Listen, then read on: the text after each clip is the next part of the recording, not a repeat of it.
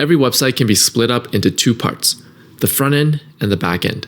The front end is all the visual stuff you see on the web page, and the back end is what saves and manages your data. For example, if you are on Amazon.com, the back end would store your order history, your profile, it would load search results, and much more.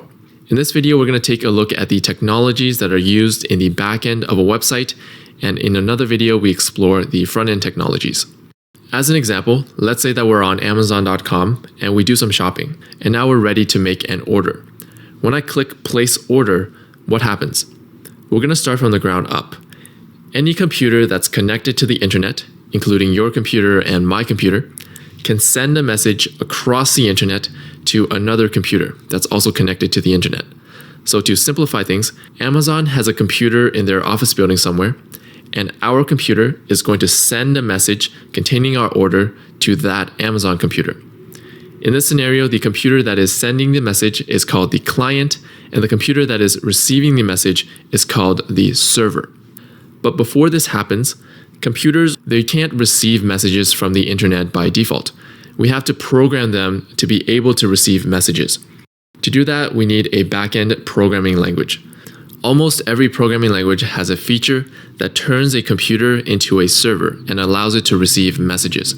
Popular backend programming languages are JavaScript, sometimes called Node.js, Python, Ruby, and Java. However, using a backend programming language by itself is actually really difficult and requires a huge amount of code. So there are two tools that we use to help with this: a backend framework and a package manager. A backend framework helps us create a server much easier and with a lot less code. Each backend programming language has a few different frameworks to choose from, but the most popular ones are Express.js for JavaScript, Python Django, Ruby on Rails, and Java Spring. In the backend, we also use a lot of code that other people have written called packages to do common tasks like doing calculations, talking to a database, and setting up user login and authentication. We typically use a lot of packages in our backend, and in order to install and manage all these packages, we use something called a package manager. Each language has its own package manager. The most popular ones are npm for JavaScript, pip for Python, bundler for Ruby, and Maven for Java. These are all the technologies we need to create our backend server. The next problem we have is we need somewhere to save the data for our website. Going back to our Amazon example, data could mean our user data, like the login information, order history, as well as data for all the products that are being sold on Amazon, the descriptions, the ratings, and the reviews. To do this, we use a database. A database helps us store and manage data. It's just a piece of software that usually runs on a different computer, and we have to do some setup so that our backend can communicate with the database. The most popular databases are MySQL, Postgres, and MongoDB. Alright, so if you're just starting out, this is basically all you need for the backend. You can build most of your projects with just a server and a database. For example, here's how our Amazon scenario could work. When the customer places an order in the front end sends a message containing the order to the backend. The backend then saves the order to a database and sends back a message to the front end confirming that the order was created. The message that the front end sends to the backend is known as a request, and the message that the backend sends back is known as a response. This is called a request-response cycle, and this is generally how web applications work. Here's another example. Let's say that you're in the Amazon warehouse. The warehouse might have a different front end that sends a request to the backend to get our order. The backend then gets our order from the database and sends it back to the warehouse front end, and then they go ahead and prepare our order. Now that we've seen the overall flow, we're going to dive deeper and take a look at what's inside a request. Here's a simplified example of a request to create an Amazon order. If we read over it, we can see that it's actually really easy to understand. We have the items that we ordered, the quantities, and some other information about our Amazon order. At the top, we have the type of the request, the domain name, and the URL path. This describes where this request is going and what type of request this is. First of all, Amazon, the company, has bought the domain name Amazon.com, And they configured it so that any requests going to Amazon.com will be redirected to that server in their office building. So that's why we're sending this request to Amazon.com. The type and the URL path identify what kind of request this is. So in this example, this is a post request to /orders. In the backend, we use our programming language and backend framework to define what types of requests are allowed and how we should handle these requests. For example, we can allow a post/orders request, and whenever we get a post/orders request, we will create an order using our programming language and save it to our database. We can also allow a get/order request, and in this case, we will retrieve the order history from the database and send it back as a response. Another example is a delete/order request where we will cancel the order. So this list of all the different types of requests that the backend allows is called an API, Application Programming Interface. The API is one of the most important concepts in backend programming. If you send a request that is not allowed by the API, the backend will respond with an error. So we mentioned earlier that we can identify requests using a type and a URL path. There are several types we can choose from, such as post, get, put, and delete, and the URL path can be anything we want. So why in this example did we choose post/orders? This is just a naming convention for our requests, and this naming convention is called REST, Representational State Transfer. In REST, the type of the request has a special meaning, so post means to create something, and in this case, post/orders means to create an order, get means to get something, and delete means to delete something, and so on. An API that uses the REST naming convention is called a REST API.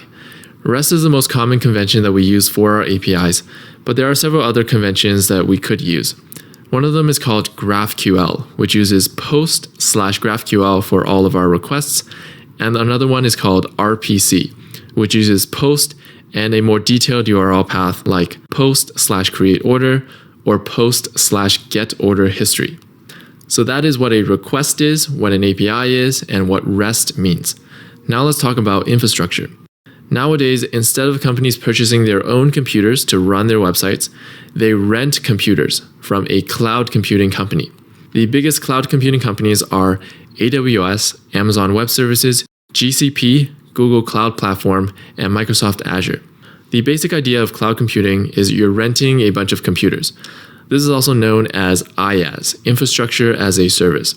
Behind the scenes, AWS has a giant, powerful computer, and inside its software, it's running many smaller computers, and we're actually renting one of these smaller computers. And these smaller computers only exist in the software, so we call them virtual machines, or VMs. So to run our website, we rent a VM from AWS to run our backend, and we also rent another VM to run our database. Another problem we have to solve is, what if our website gets really popular during the holiday season, and we start getting a lot of requests and internet traffic that our server can't handle? With cloud computing, we can set up multiple VMs running the same backend code, and then set up a special VM in front of these called a load balancer. And the load balancer will distribute requests evenly across our VMs. Once the holiday season is over, we can just shut off our VMs when we don't need them. This is a lot easier than having to buy physical computers, where if the holiday season is over, you still have the physical computers that you paid for. But we still have another problem. We now have a lot of VMs that we need to create and set up, and it takes a lot of time and effort. Cloud computing companies offer another service called a PaaS, a platform as a service. A PaaS just lets us upload our backend code. It will set up all the VMs, including the load balancer, and integrate everything for us. The three most popular PaaS are Elastic Beanstalk for AWS, App Engine for GCP, and App Service for Microsoft Azure. The next concept we're going to look at is microservices. For our Amazon example, let's say that our backend contains code that saves an order to the database, charges the user's credit card, and sends an email confirmation.